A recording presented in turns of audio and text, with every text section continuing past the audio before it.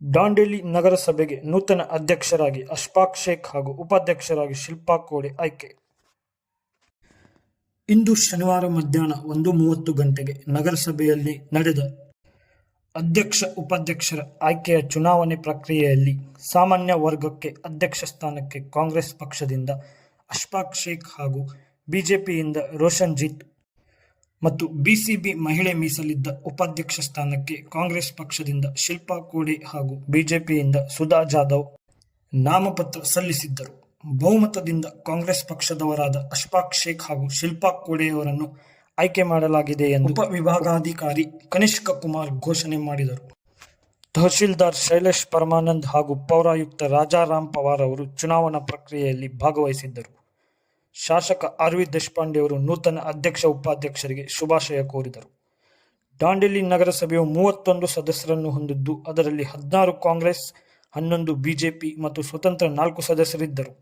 ಕಾಂಗ್ರೆಸ್ ಸದಸ್ಯರ ಬಹುಮತವಿರುವ ಕಾರಣ ನಗರಸಭೆ ಅವಧಿಯ ಅಧಿಕಾರ ಕಾಂಗ್ರೆಸ್ ಪಕ್ಷದ ಪಾಲಾಯಿತು. ಪ್ರಾಮಾಣಿಕವಾಗಿ ದಾಂಡೇಲಿಯ ಸೇವಕರಾಗಿ ದಾಂಡೇಲಿ ಪಟ್ಟಣದ ಸರ್ವಾಂಗೀಣ ಅಭಿವೃದ್ಧಿ, ದಾಂಡೇಲಿ ಜನರ ಯಾವುದಾದ್ರು ಸಮಸ್ಯೆ ಇದೆ ಅದರ ನಿವಾರಣೆ ಇದಕ್ಕೆ ಪ್ರಾಧಾನ್ಯತೆ ಕೊಡಬೇಕು. ಮತ್ತು ಎಲ್ಲಕ್ಕಿಂತ ಮಹತ್ವದ ಎಂದರೆ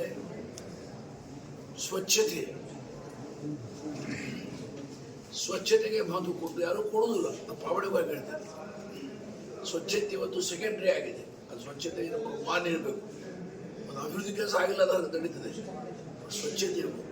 ಎಲ್ಲ ಡಿಸೀಸಸ್ ಪ್ರಾಬ್ಲಮ್ಸು ಸ್ಪ್ರೆಡ್ ಆಗೋದು ಸ್ವಚ್ಛತೆ. ಮೊದಲೇದು ಊರು ಚೆನ್ನಾಗಿ ಕ್ಲೀನ್ ಇರಬೇಕು. ಎಲ್ಲರೂ ಅಭಿಮಾನ ಪಡಿಬೇಕು. ಎಲ್ಲ ಕ್ಲೀನ್ ಊರಿಲ್ಲಿ ಇದೆ. ದಾಂಡೇಲಿ ಪಟ್ಟಣದಿಂದ ಕ್ಲೀನ್ ನಮ್ದು ಜನರಿಗೆ ನಾನು ಯಾಕಂದರೆ ಅವ್ರಿಗೆ ಭಾಳ ನಾನು ನೆನಪು ಮಾಡಬೇಕು. ಯಾಕಂದರೆ ಅವರು ಈಗ RC ನನಗೆ ಇಲ್ಲಿ ಕೌನ್ಸಿಲರ್ ಆಗಿ ತಂದಿದ್ದ ಮೇಲೆ ನನಗೆ ಈ ಗೌರವ ಸಿಕ್ಕಿದೆ.